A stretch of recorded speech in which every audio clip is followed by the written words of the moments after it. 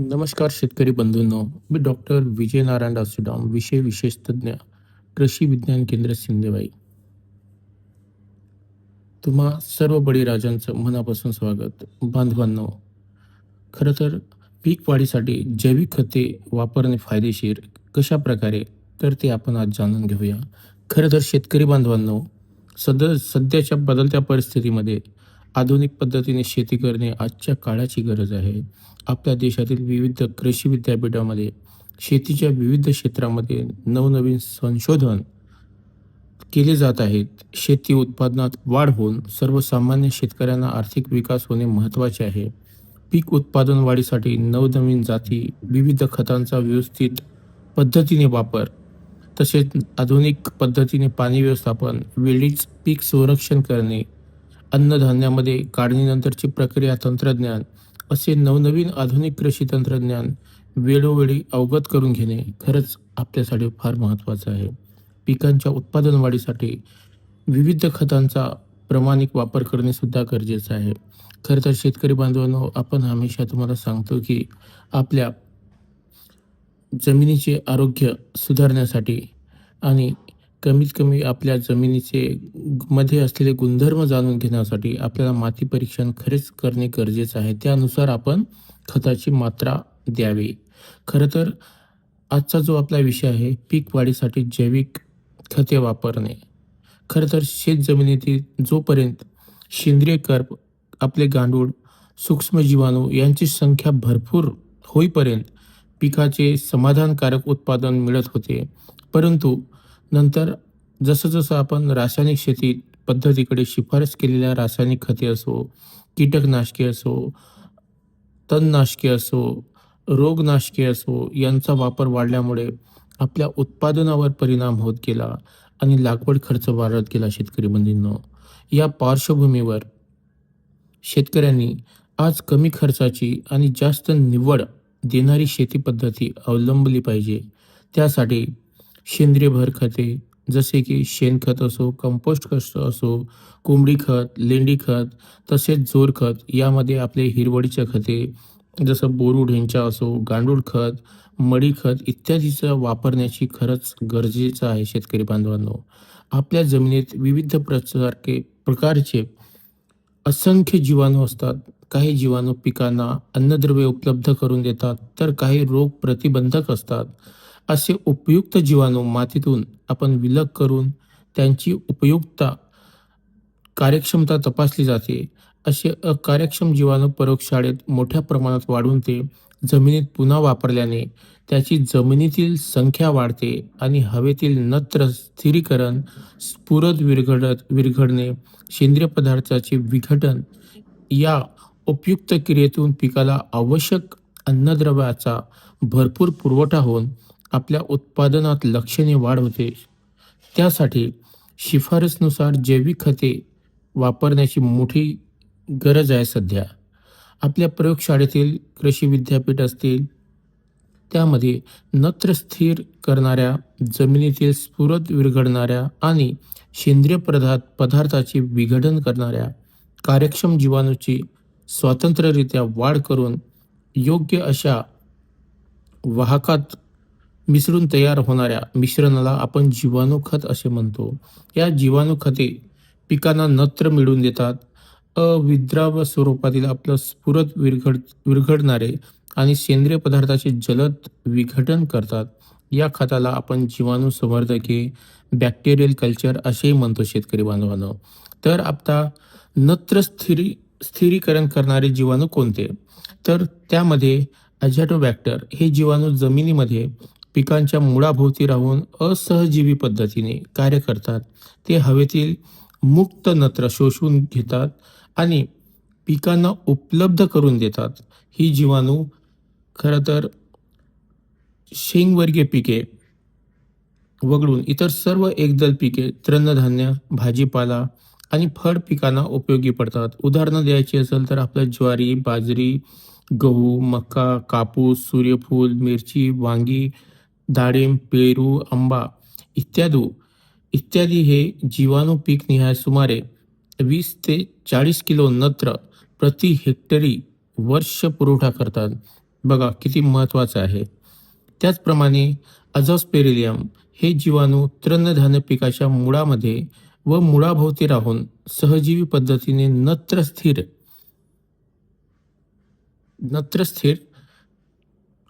करण्याचे कार्य करतात.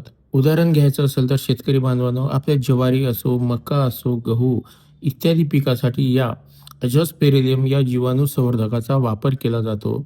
हे जीवाणू पीकनिहाय 20 ते 160 किलो नत्र प्रति हेक्टरी प्रति वर्ष स्थिर करतात. तर किती महत्त्वाचे आहे शेतकरी बांधवांनो. त्याचप्रमाणे बेचारेकिया हे जीवाणू अझॅटोबॅक्टर प्रमाणेच असहजीवी पद्धतीने नत्र स्थिर करणारे कार्य करतात आणि प्रामुख्याने आम्लधर्मी जमिनीत आढळून येतात. हे जीवाणू शेंगवर्गीय पिके वगळून एकदल आणि तृणधान्य पिकासाठी उपयोगात पडतात. जसे की आपल्या चंद्रपूर जिल्ह्यामध्ये भात, तर याच्यामध्ये सुद्धा आपण याचा वापर बॅजेरिकॅचा या जीवाणू संवर्धकाचा अझोटोबॅक्टेरियाप्रमाणे वापर करू शकतो. आता तिसरं म्हणजे आपला सर्वांनाच माहीत आहे, आजोलाचे डेमॉन्स्ट्रेशन कृषी विज्ञान केंद्र सिंदेवाई असो किंवा कृषी विभाग असतील किंवा आत्मा असेल, मोठ्या प्रमाणात अझोलाचं कल्चर शेतकऱ्या बांधवांना पुरवठा करतात आणि मोठ्या प्रमाणात या कल्चरचं संवर्धन करून त्याचा वापर आपण आपल्या भातवाडीमध्ये सुद्धा करू शकतो, जनावरांच्या खाद्यासाठी सुद्धा करू शकतो.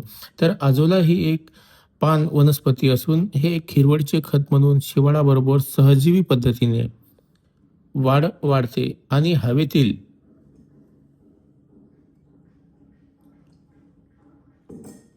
मुक्त नत्र स्थिर करते. हे प्रमाण 30 ते 60 किलो नत्र प्रति हेक्टर प्रति वर्ष या प्रमाणात नत्र स्थिरीकरण करते. शेतकरी बांधवांनो, अझोला वाढवण्याच्या दोन पद्धती आहेत. पहिल्या पद्धतीमध्ये अझोला विशिष्ट प्रकारच्या डब्यात वाढवतात. नंतर तो भात शेतात लावणीपूर्वी 1 महिना अगोदर खाचरात टाकतात आणि 10 ते 15 दिवसांनी अझोला नांगराच्या साहाय्याने गाडतात. दुसऱ्या प्रकारामध्ये अझोला विशेष नर्सरीमध्ये वाढवतात आणि लावणीनंतर 10 दिवसांनी भात शेतीत टाकतात आणि तो पुन्हा जमिनीत कोळप्याच्या सहाय्याने गाडतात जमिनीमध्ये. अझोलामुळे दरवर्षी प्रति हेक्टरी आपल्याला 20 ते 40 किलोग्रॅम नत्र मिळू शकतो. बघा शेतकरी बांधवांनो, फक्त अझोल्यापासून आपल्याला 20 ते 40 किलो नत्र मिळू शकतो. तर नक्कीच अझोलाचा सुद्धा आपण वापर केला पाहिजे. त्यानंतर महत्त्वाचं रायझोबियम या जीवाणूकाचे कार्य सहजीवी पद्धतीने चालते. हे जीवाणू शेंगवर्गीय पिकाच्या मुळावरील गाठी निर्माण करतात. हवेतील नत्रवायू म्हणजे नायट्रोजनचं शोषण घेऊन मुळावाटे पिकास नत्र उपलब्ध करून देतात. एकाच प्रकारचे रायझोबियम जीवाणू सर्व खत म्हणजे सर्व शेंगवर्गीय पिकांना उपयोगी पडत नाही. त्यामध्ये वेगवेगळे 7 गट आहेत रायझोबियमचे. शेतकरी बांधवांनो, ते सुद्धा पीकनिहाल आपण विकत घेऊन त्याचा वापर करणे गरजेचं आहे. त्यामध्ये वेगवेगळ्या गटातील पिकांना विशिष्ट प्रकारच्या रायझोबियम गटाचे जीवाणू खत वापरावे. या जीवाणू खताच्या वापराने पीकनिहाय आपल्याला 200 ते 300 किलो नत्र प्रति हेक्टरी प्रति वर्ष स्थिर केला जातो. म्हणून रायझोबियम आपण शेतकऱ्यांना सांगतो की आपण नक्कीच बीज प्रक्रिया केली पाहिजे, त्याचा वापर केला पाहिजे. तर त्याच्यापासून बघा शेतकरी बांधवांनो, आपल्याला पीकनिहाय 200 ते 300 किलो नत्र प्रति हेक्टरी प्रति वर्ष स्थिर केला जाऊ शकतो. म्हणून याचा सुद्धा वापर आपण नक्कीच केला पाहिजे. आता दुसरं म्हणजे ॲसिटोबॅक्टर. त्याप्रमाणे काही ऊस व इतर शर्करायुक्त पिकामध्ये जीवाणू मुळाद्वारे प्रवेश करून नत्राचे स्थिरीकरण करतात आणि हे जीवाणू अंतर्प्रभावी असल्याने स्थिर केलेल्या नत्राचा पीक वाढीमध्ये सर्वाधिक वापर होऊ शकतो. हे जीवाणू आपल्या ऊस पिकामध्ये मोठ्या प्रमाणात वापरतात आणि त्याच्यामध्ये 40 ते 50% नत्राचा पुरवठा इथं होऊ शकतो. त्यानंतर आता शेतकरी बांधवांनो, स्फुरद विरघळविणारे जीवाणू खते ते कोणते आणि त्याचा वापर कसा केला पाहिजे. खरं तर जमिनीत विरघळणाऱ्या कठीण असलेल्या काही अन्नद्रव्यामध्ये स्फुरदचा क्रमांक पहिला लागतो शेतकरी मित्रांनो. त्यामुळे रासायनिक रूपाने वापरलेले स्फुरदचे कोणत्या ना कोणत्या रासायनिक स्वरूपात मातीमध्ये स्थिर होते. त्यामुळे खत रूपाने दिलेल्या स्फुरदचा उपयोग वनस्पती शोषणासाठी करून घेऊ शकत नाही आणि शिफारशीनुसार दिलेल्या स्फुरदयुक्त खताचा उपयोग पूर्णपणे होऊ शकत नाही. याकरिता स्फुरदयुक्त खताचे वनस्पतींना लागणाऱ्या रासायनिक स्वरूपात रूपांतर होणे गरजेचं आहे. हे स्फुरद विरघळणारी जीवाणू खते म्हणजे संवर्धने अविद्राव्य स्थितीत स्फुरदाचे द्राव्य रासायनिक स्वरूपात रूपांतर करून आपल्याला पिकांना उपलब्ध करून देतात. साधारण ही खते 30 ते 50 किलो स्फुरद प्रति हेक्टरी विद्राव्य स्वरूपात पिकांना उपलब्ध करून देतात. परिणामक पीक उत्पादनात आपल्या 10 ते 20% वाढ होते शेतकरी बांधवांनो. आता हे आपले जीवाणू खते वापरण्याची पद्धती कशा प्रकारे आपण याचा वापर केला पाहिजे. तर सर्वप्रथम आपण शेतकरी बांधवांना सांगतो की बीज प्रक्रिया. आपल्या जो जीवाणू संवर्धकाच्या पाकिटातील जीवाणू संवर्धके पुरेशा प्रमाणामध्ये मिसळून बियाण्याच्या हळुवारपणे अशा पद्धतीने लावावे की सर्व बियांवर सारख्या प्रमाणात लेप बसेल आणि बियाणाचा पृष्ठभाग खराब होणार नाही किंवा बियाणे ओलसर करून घेऊन जीवाणू संवर्धकाच्या सारख्या प्रमाणात लावावे. जीवाणू संवर्धक लावलेले बियाणे सावलीत स्वच्छ कागदावर सुक सुक वाळवावे आणि ताबडतोब पेरणी करावी. शिवाय रोपाच्या मुळावर जसे ऊसाच्या कांड्यावर किंवा बटाट्याच्या बियाण्यावर तसेच शेतात माती मिसळूनही जीवाणू खतांचा वापर आपण करू शकतो शेतकरी बांधवांनो. अशा प्रकारे आपल्या जीवाणू खताची मात्रा म्हणजे 10 किलोग्रॅम बियाण्यासाठी आपण 1 पाकिट वापरावे, जसं 250 ग्रॅमचं. भात आणि आपले धान आणि भाजीपाला यात रोपे तयार करताना 10 किलो बियाण्यासाठी 1 पाकिट म्हणजे 250 ग्रॅम जीवाणू संवर्धकाचा वापर करावा. रोपाची पुनर्लागण प्रति हेक्टरी 2 पाकिटे म्हणजे 250 ग्रॅम वापर केला पाहिजे. त्याचप्रमाणे आपल्या भात पिकामध्ये, धान पिकामध्ये खाचरात पुनर्लागवड केल्यानंतर निळे हिरवे शेवाळ 20 किलोग्रॅम प्रति हेक्टरी आपण पसरून द्यावे. पण त्यासाठी आपण शेतकरी बांधवांनो अशा प्रकारे वापर केला तर नक्कीच आपल्याला फायदा सुद्धा होईल. त्याप्रमाणे आपण पूर्व दक्षता घेणे, काळजी घेणे सुद्धा गरजेचं आहे जीवाणू संवर्धक वापर करताना. खरं तर जीवाणू संवर्धकाचे पाकिट आपण सावलीत ठेवले पाहिजे, उन्हात ठेवू नये. तसेच सूर्यप्रकाश आणि उष्णता यापासून आपण त्या जीवाणू संवर्धकाचे रक्षण केले पाहिजे, तेव्हा कुठं ते इफेक्टिव्हली यूज होऊ शकतो. जीवाणू संवर्धके हे रासायनिक खत नाही आणि म्हणून जीवाणू संवर्धन किंवा जीवाणू संवर्धक लावलेले बियाणे रासायनिक खतात किंवा इतर औषधामध्ये मिसळू नये. त्याचप्रमाणे बुरशीनाशक किंवा कीटकनाशके लावायची असल्यास अगोदर आपल्याला अशी प्रक्रिया करून शेवटी जीवाणू संवर्धक वापरलं पाहिजे. आपण FRI नक्कीच लक्षात ठेवलं पाहिजे शेतकरी बांधवांनो. FRI म्हणजे पहिले फंजिसाईड बुरशीनाशकाची आपण बीज प्रक्रिया केली पाहिजे. त्यानंतर इन्सेक्टिसाईड म्हणजे कीटकनाशकाची बीज प्रक्रिया केली पाहिजे. त्यानंतर आपण जीवाणू संवर्धकाची जसे की रायझोबियम PSB याची बीज प्रक्रिया केली पाहिजे शेवटी. तर त्यानंतर पाकिटावर जी अंतिम तारीख दिलेली असते त्यापूर्वीच ही खते वापरली पाहिजे. एक्सपायरी बघूनच शेतकरी बांधवांनो जीवाणू संवर्धकाचा वापर केला पाहिजे. पाकिटावर जी डेट दिलेली आहे त्याच्यामध्ये असलं तेव्हाच त्याचा वापर केला पाहिजे. त्याचप्रमाणे रायझोबियम खते पाकिटावर नमूद केलेल्या विशिष्ट पिकासाठीच वापरावे. तुम्हाला सांगितलेलं आहे शेतकरी बांधवांनो की 7 प्रकारचे रायझोबियम जीवाणू असतात वेगवेगळ्या पिकासाठी. तर कुठल्या पिकासाठी रिकमेंडेशन केलेलं आहे त्याचप्रमाणे त्याचा वापर आपण केला पाहिजे.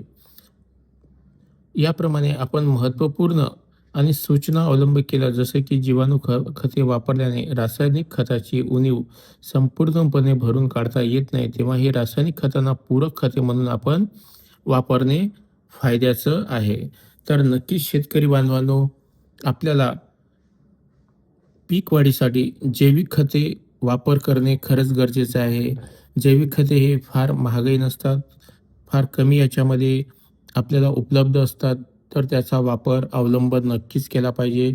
त्यामुळं आपल्या जमिनीची गुणवत्तासुद्धा वाढेल आणि आपल्या पिकामध्ये उत्पादनसुद्धा येईल. खरंच या बदलत्या परिस्थितीमध्ये आपण या पद्धतीने जैविक खते वापरलं तर नक्कीच आपल्याला शेतीला सुद्धा फायदा होईल, आपल्या उत्पादनामध्ये सुद्धा वाढ होईल आणि आपल्या मातीचं आरोग्यसुद्धा सुधारेल. तर नक्कीच शेतकरी बांधव या जैविक खतांकडं जास्त वळतील, जास्त मोठ्या प्रमाणात वापर करतील आणि प्रत्येक पीक पेरणीच्या वेळेस बीज प्रक्रिया करतील हीच अपेक्षा ठेवून नक्कीच शेतकरी बांधवांनी जैविक खते वापरावे. त्याचा फायदा आपल्याला नक्कीच होईल.